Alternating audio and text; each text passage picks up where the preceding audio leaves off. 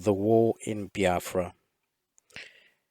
The euphoria which greeted Biafra's declaration of independence throughout the entire young republic subsided very rapidly when Nigeria invaded on July 6, 1967. Federal troops advanced on Nsukka in the north and captured Bonny, the oil port in the south, within the first weeks of fighting. On the same day, Mr. George Thomas, then a Minister of State in the Commonwealth Office, arrived in Lagos, and Mr. Walter Schwartz, the Guardian correspondent, was arrested in Onitsha and taken to prison in Enugu, charged with illegal entry.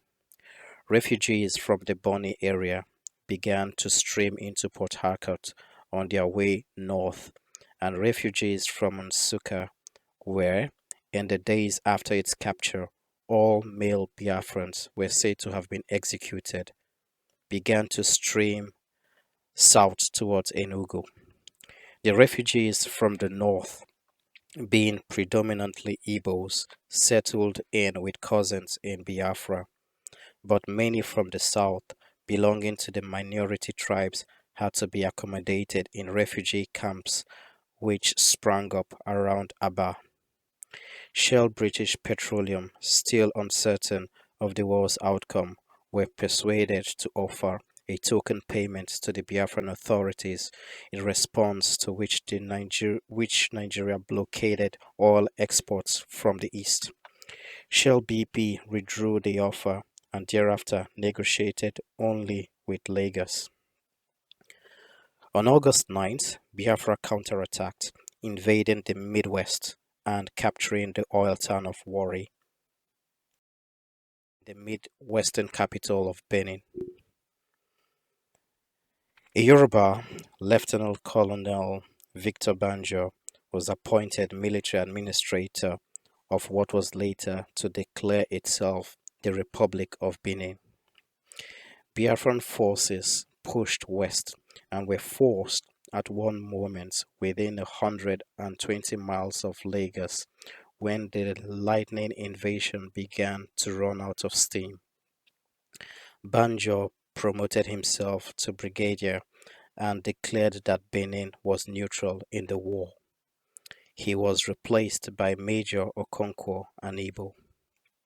Chief Awolowo, the Yoruba leader, declared from Ibadan that the Midwest sided with Lagos.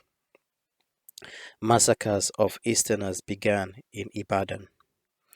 By September 20th, Biafran forces were in full retreat from the Midwest, taking with them some £2 million in Nigerian currency of the £12 million they found in the bank vaults at Benin. Soon afterwards, Nigeria changed its currency. August 9th was also the date on which the British government chose to confirm that it was permitting Nigeria to buy arms in Lagos on the excuse that these were merely the tail end of existing contracts. Later arms deliveries were explained away by the suggestions that to have withheld them would have been an unneutral act, in that it would have favored the Biafran side. At no stage was it admitted that arms were being sent from the British Army strategic reserves in Antwerp and Germany, and at no stage was Biafra permitted to buy arms from the British firms. A week earlier, on August 2nd, Chief Anthony Enahoro had concluded an agreement in Moscow whereby the Nigerian Air Force was equipped with MiG fighters and Ilyushin bombers. On October 4th, it began to look as if the tide of war had turned with the news of the fall of Enugu. Western observers had tended to suppose that the loss of Biafra's capital would be followed by the collapse of Biafran resistance, but its effect was the opposite. Radio Biafra continued to broadcast as from Enugu, and all Biafran ministers continued to maintain the polite fiction that they were based there. Later, Nigerian propagandists used this as evidence that the Biafran people were deliberately kept in ignorance of Enugu's fall by the ruling elite. But anybody who had been inside Biafra for a minute knew the truth. Apart from anything else, the trickle of refugees now became a torrent, each refugee bearing news of a massacre in which he had lost many of his relations, and for the first time, food became a major problem. Refugee camps were kept supplied by the Biafran government in concert with voluntary agencies, but the plight of those in villages began to give cause for alarm in April as federal squeeze continued and Port Harcourt, Biafran's last remaining outlet to the sea, came under fire from Colonel Benjamin Adekunle's 3rd Division. In April too, Nigeria started on a ruthless but not very systematic program of civilian bombing, having recruited enough Egyptian pilots to man the Illusion bombers.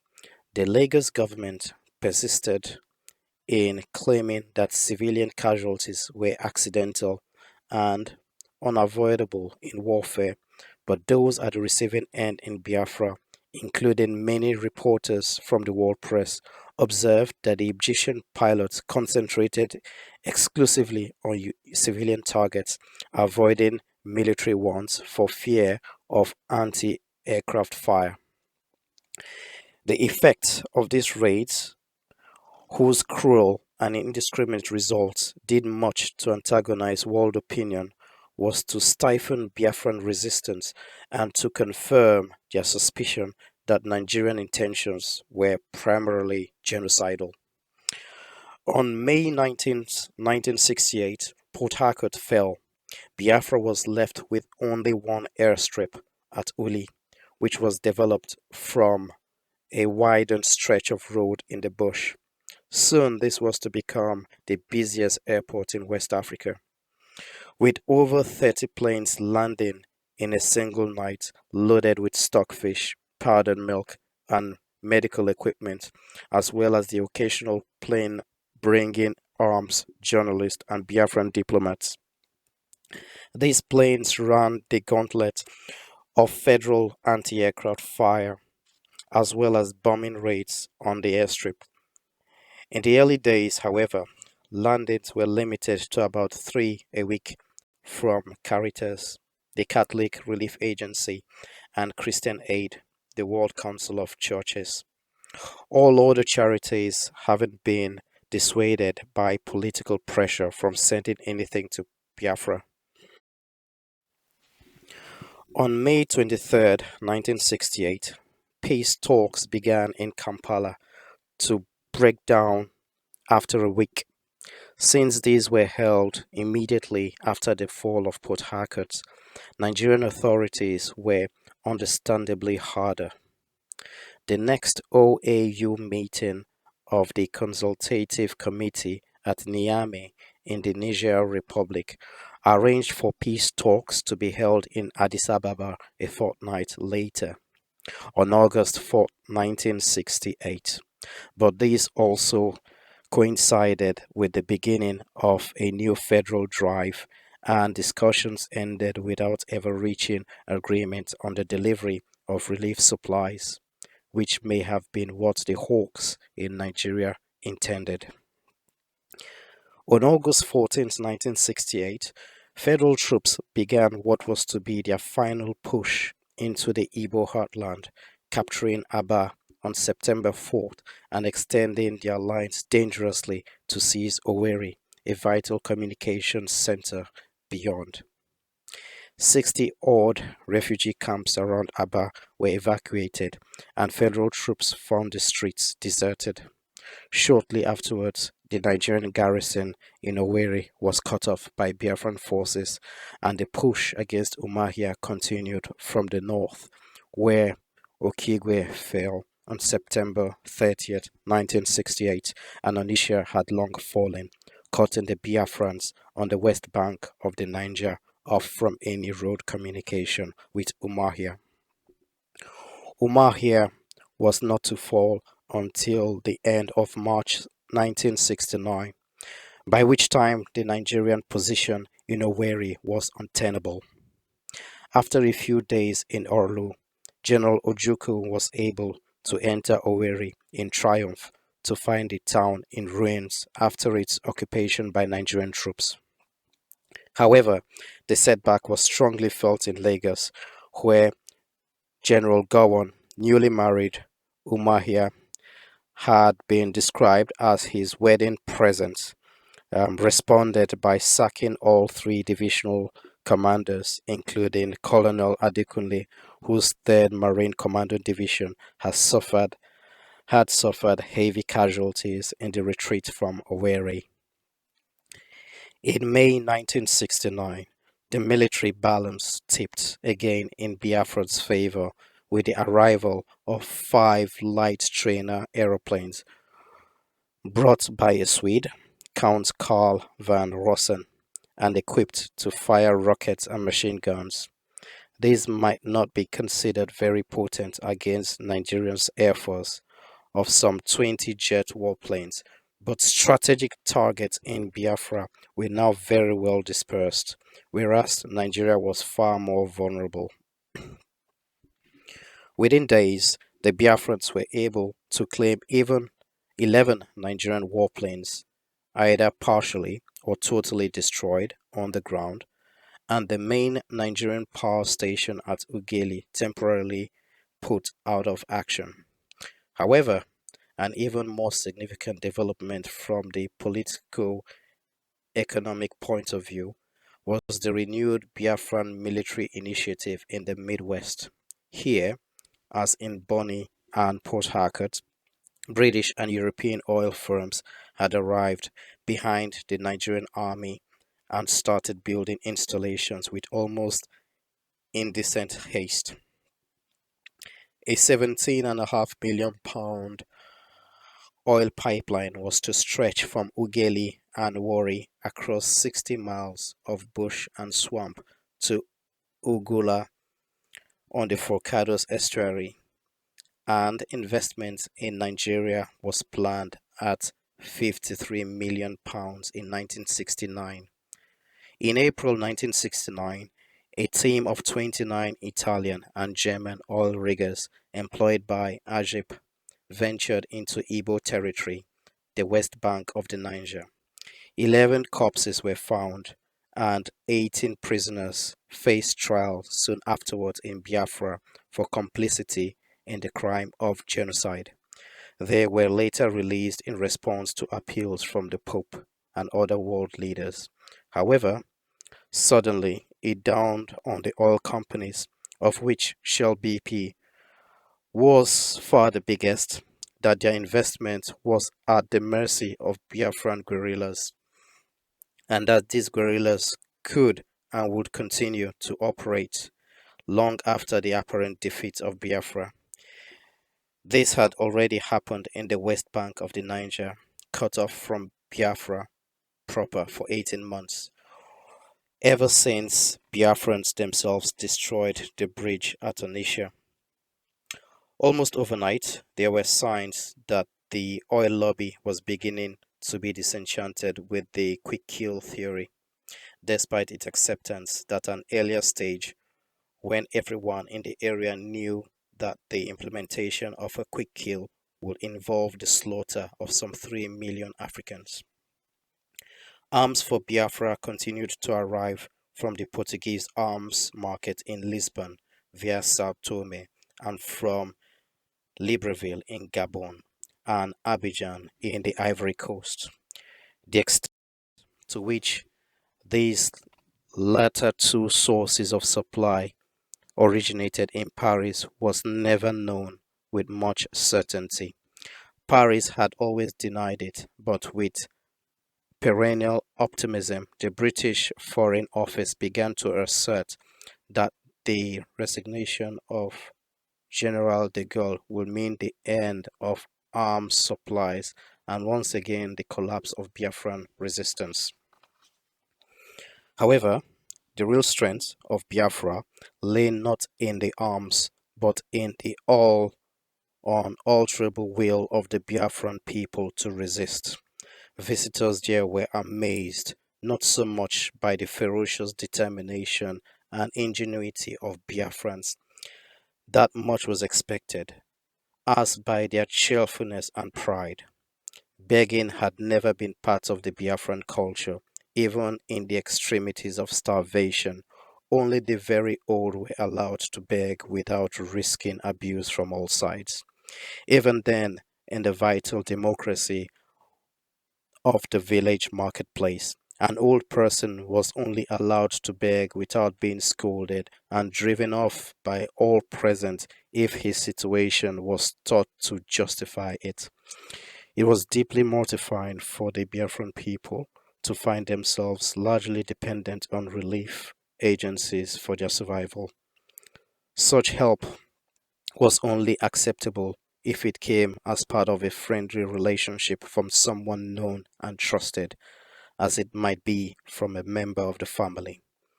There was nothing cold and clinical about the distribution of food.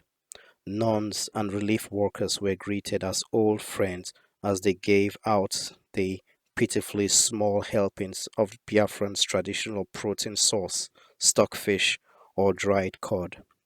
Children and mothers were incurably undernourished. Babies in their arms joined in, singing the story of Biafra's struggle in the few hours of daylight before Vandal time, when Nigerian jet planes swooped from the skies on any assembly of people, spreading death and malnutrition.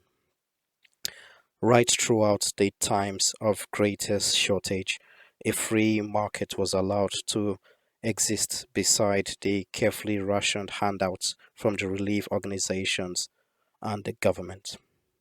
Prices for such luxuries as meat were far too high for the pockets of any except a tiny minority, and the quantities of food available on the free market were always much too small to have made any difference to the overall nutritional scene if they had been otherwise distributed.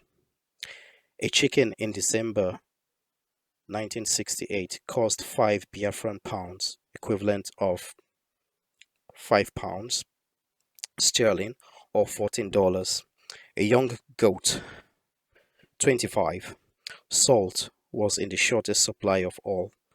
The existence of a free market prevented the growth of a black market, which, with all the unpatriotic undertones which that inevitably creates, it saved the vast and repressive government machinery which would have been needed to supervise a controlled market, and finally, it did wonders for the fiercely independent pride of the Biafrans.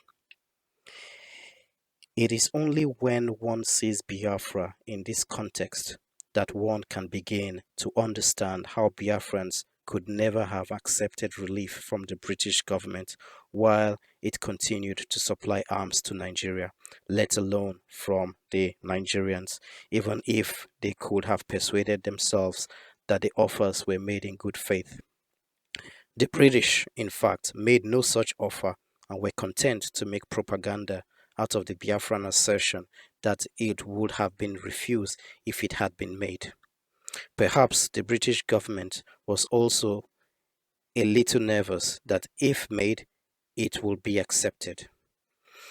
The European mind was reluctant to comprehend the willingness of an entire nation to starve rather than submit to injustice. Two people burned themselves to death in the Czech manner as a protest against Western involvement on the Nigerian side, one in Paris, one outside the UN building in New York, but official circles dismissed them as mentally deranged and they received very little publicity. A Belfast student who very nearly starved himself to death, received none at all, comforting itself with reflections about mass hysteria or blatant untruths about a terrified people cowed into submission by the police state methods of an unscrupulous elite. The official attitude of Britain, Russia, and the United States continued on its murderous course. Biafra is a beautiful country. Outside the dry season, it is characterized by vivid greenness, well-built metal roads drive straight through the bush, with paths leading off to the smaller villages and stone churches by the road every few miles. Coconut palms rise above the dark, dripping vegetation, providing food and drink for much of the year. During the war, all the open fields where yams and cassava grew were staked out with pointed sticks as a defense against parachutists, although Nigeria never acquired a major parachute capability.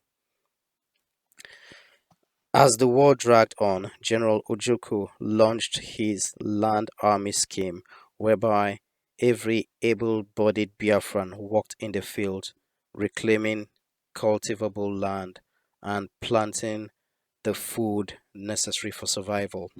Biafra became the only independent African country where you saw high-ranking civil servants, judges of the High Court, senior officers, and the armed forces working with their wives in the field.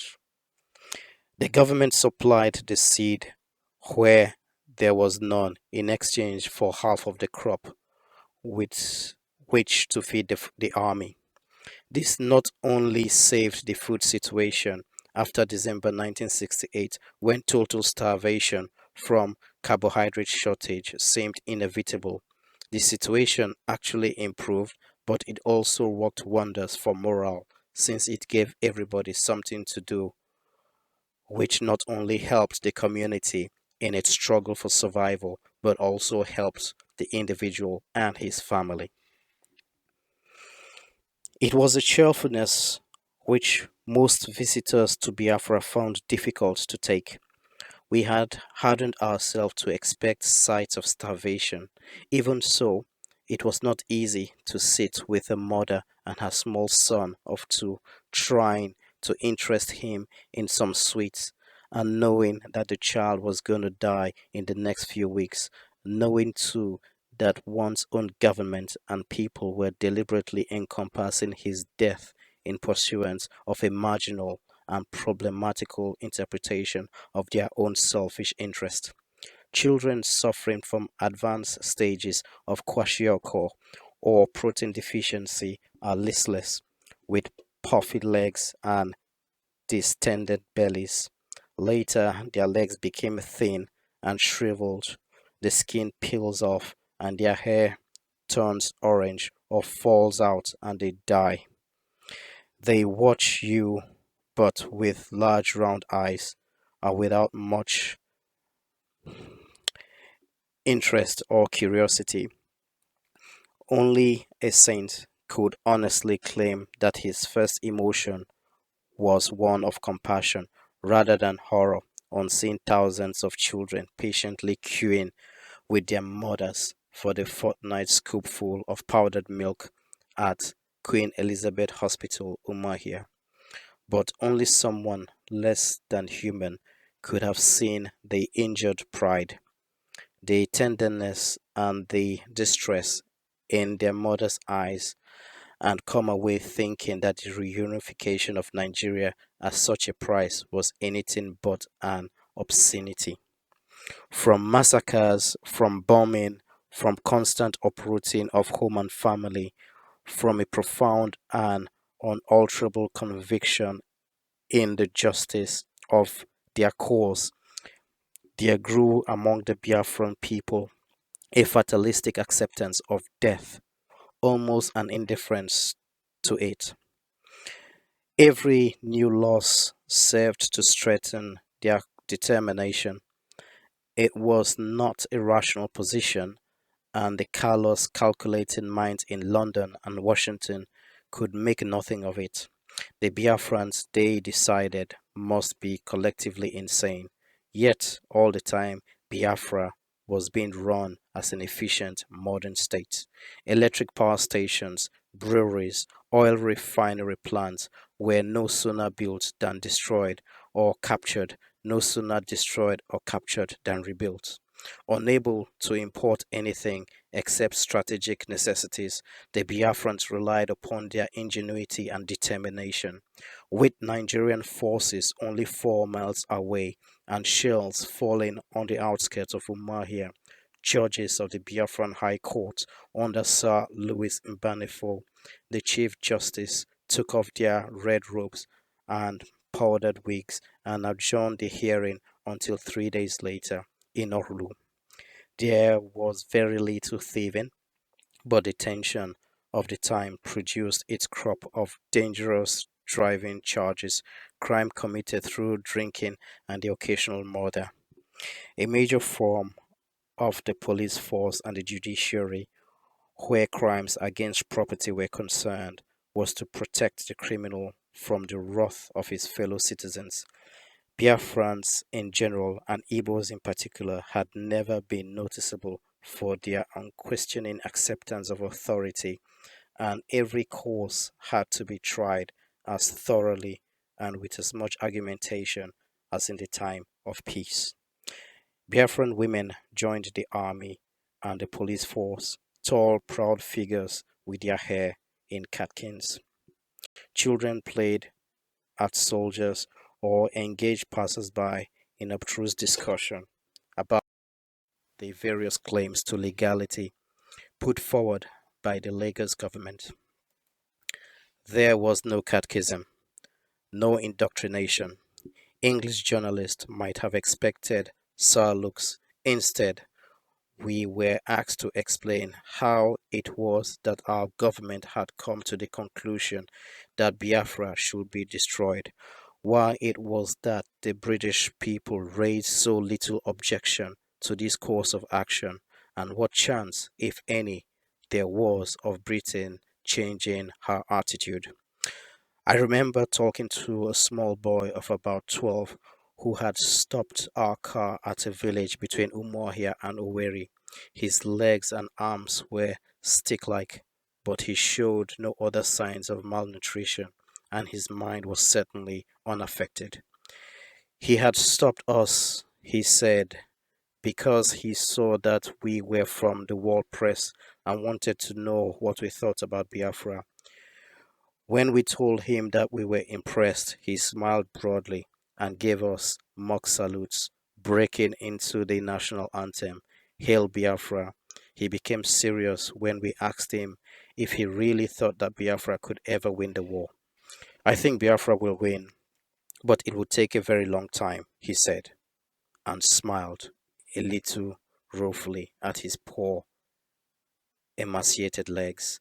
And I think that many of the people will become like stockfish.